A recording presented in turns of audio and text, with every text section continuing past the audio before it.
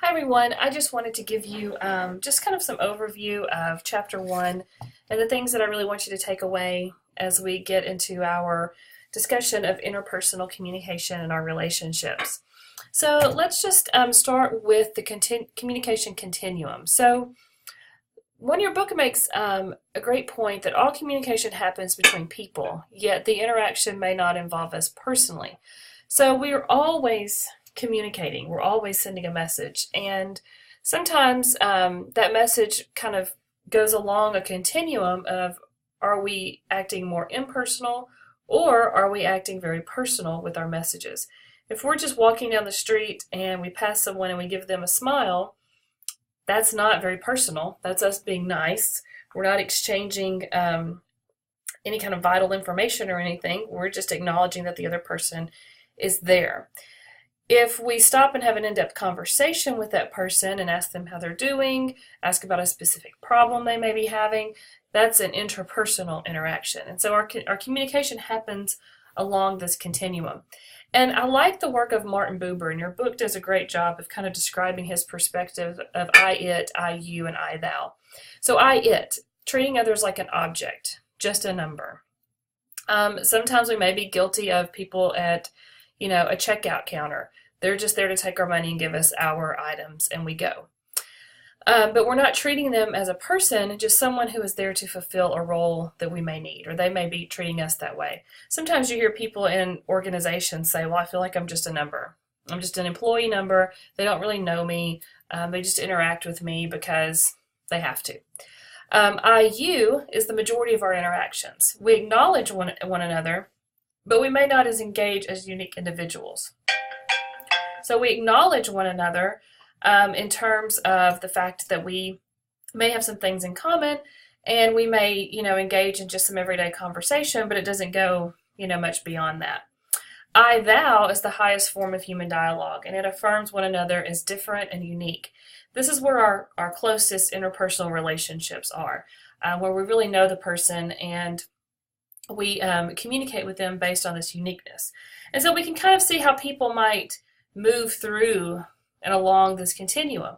So for example, my 9-year-old daughter plays a lot of tennis. And, early on when she started, when she was 4, and we met her coach for the first time, really, I didn't give her coach too much thought. I mean, my daughter's 4. She's just learning how to play. The coach was there to serve a purpose. When I would go pick her up, she would say, she did great today. I would say thank you, and we would leave. And the conversation really did not go beyond the roles that we played, coach, client. And then the interaction started to become a little bit more personal. We moved down the continuum into more of the I-you. Once my daughter figured out that she really loved tennis and wanted to play more, then I would sit from time to time with her coach and just kind of talk about a plan or what she's doing well or what she might need to improve on. But again, it was very impersonal, just kind of a conversation just to kind of keep her game going.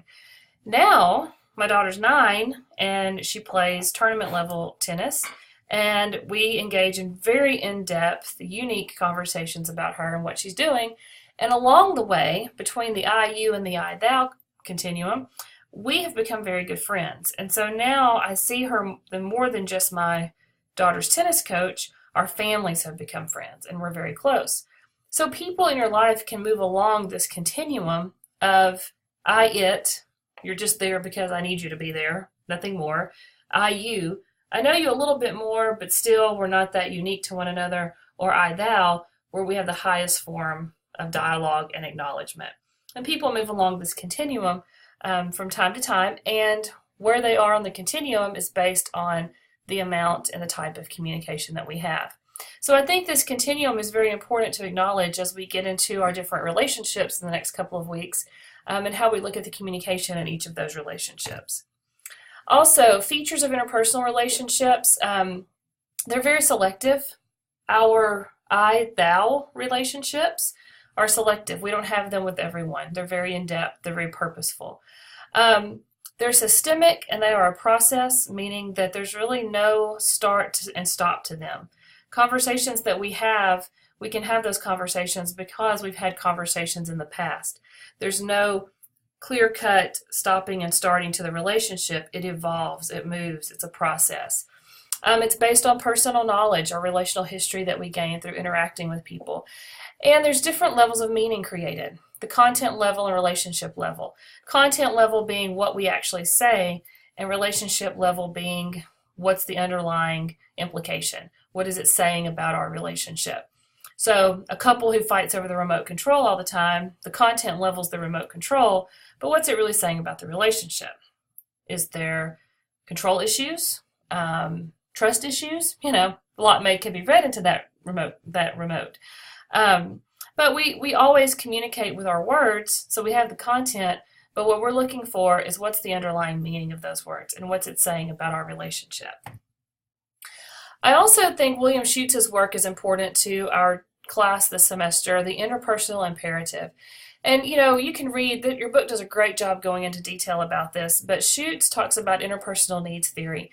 And it's along the lines of Maslow's. And what Schuetz says is that we need our physical needs met, our safety needs met, our belonging needs met, self-esteem needs, and self-actualization needs. And that we can look at our communication with others to determine if these needs are being met. So if you don't feel like you can disclose information to someone, then your safety need may not be met. If you feel like you could tell this person anything and there's no concern of how they may react, or if they do react a certain way, you'll discuss it and it will be okay, then you probably feel pretty safe in that relationship. If you don't feel like someone is including you in the things that you feel you need to be included in, then your belonging needs may be at risk. The point to all of this, the so what to all of this, is that if our needs are not being met, we don't act very well. We act out of stress. We want our needs met. And when they're not, then we, kind of have bad behavior sometimes. My husband owns a farm, manages a family farm in Stuttgart. It's been there for 100 years. And he manages it with his sister and his mother. And this arrangement is fairly new, but there's a lot of issues related to involvement and belonging. And so if my husband and his mother make a decision and don't really seek the input of his sister, then she gets upset and she acts out. Same with him. If he feels like decisions are being made and he's not involved, the belonging need is not being met, and if over time that continues to happen, then we start acting in ways that aren't the most productive.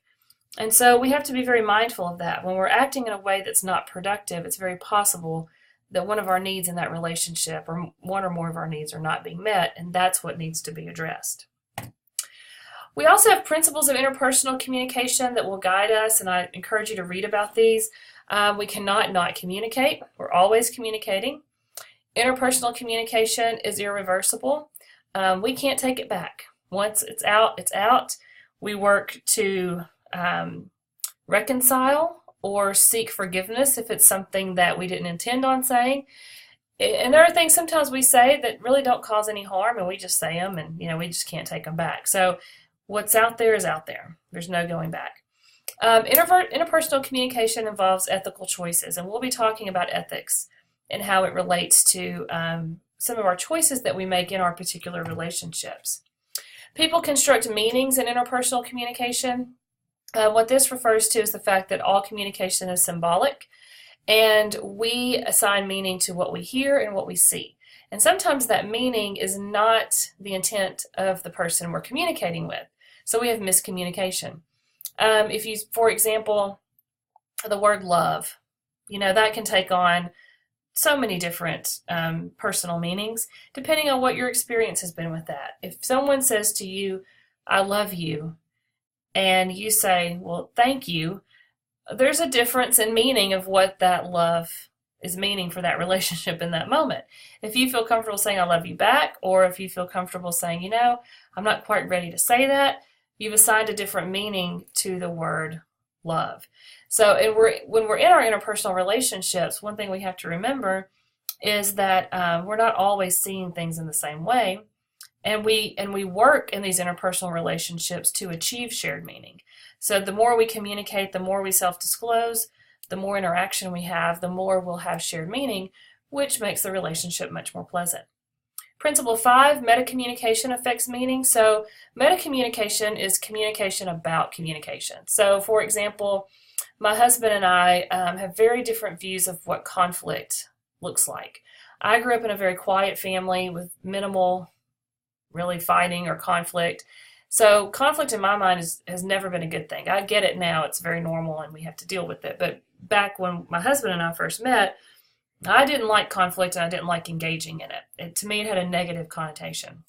He grew up in a family that had tons of debates and conflicts and fights and yelling and screaming, and they loved each other. They love each other greatly, but they are not afraid to go at it. So early in our relationship, he and I had to talk about what does conflict mean, and that's metacommunication. How are we talking about how we deal with conflict? And it's often best to do that when you're not in the conflict moment. Because if you are in the conflict moment, then it can become more of a lecturing type thing, and that's never effective. So when you're not in the moment, we sit down and we talk about, okay, when I hear you say these things, this is how I communicate back to you. This is what it means to me. Again, constructing meaning. So that metacommunication really does help shape how we derive meaning from what we hear. And you often have to talk about how you're communicating. So use communication to talk about communication. Interpersonal communication develops and sustains relationships. I think we know this. We can learn a lot about how we are functioning in the relationship if we look at what we're talking about, how we talk about it, and how often we talk about it. And so some of the dialogue we'll be examining this semester will focus on that. What can we learn about our interpersonal, what can we learn about our relationships because of our interpersonal communication? Interpersonal communication is not a panacea. It's not a cure-all. Sometimes relationships need more than just the communication examined. And sometimes we can do our very best to communicate well and with great intent and clear meaning, and it just doesn't happen. So it's not a cure-all to every problem that you may have or what you may want to accomplish, but we can learn how to do it better, and that's Principle 8. It can be a learned process, and that's why you're in this class. Okay, so that's just my thoughts on Chapter 1. As we go through the semester, I will be creating more snippets, videos, just to kind of let you know what I think is most important in that chapter and to kind of help you answer some of the questions and do some of the activities. But if you have any questions, don't hesitate to ask. You can contact me anytime, and I would be happy to talk with you. Thanks so much.